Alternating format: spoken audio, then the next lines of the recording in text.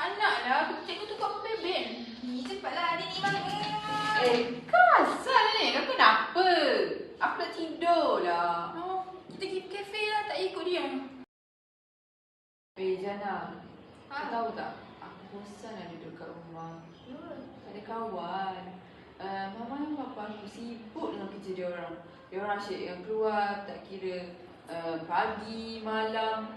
Tinggallah aku kat seorang kat rumah tu. Aku asyik duduk terkurung je dalam bilik, asyik main phone. Tak ada kerja nak buat, tak tahu nak buat apa. Bosan aku rasa macam nak murung je. Inilah kesan sekiranya ibu bapa mengabaikan tanggungjawab sebagai pembimbing anak-anak untuk sentiasa melakukan perkara kebaikan. Sekiranya ibu bapa mengabaikan tanggungjawab dan juga peranan sebagai ibu bapa, maka dapat kita lihat situasi di mana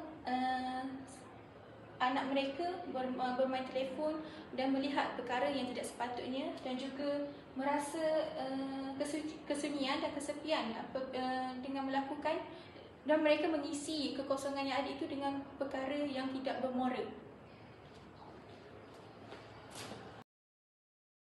Di kafe lagi?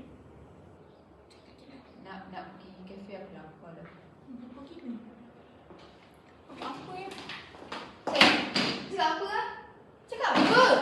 Cakap apa ni lah? Cakap apa pun? Kau kenapa tiba-tiba datang ni? Ha? Hei kau ni. Kau ada kan? Kau tak tipu aku lah. Apa kau saksi ke? Ada? Kau dah Apa pergi mana ke? putih? Mana putih? Aku tengok dalam grup ni orang ramai cakap aku ni gedik lah apalah. Aku cakap apa lah? Datang putih dulu baru dia cakap apa kat kita orang.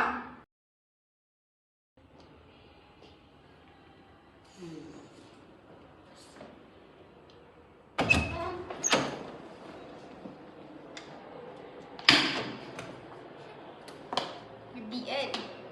Gedik kan? Nak sangat kan?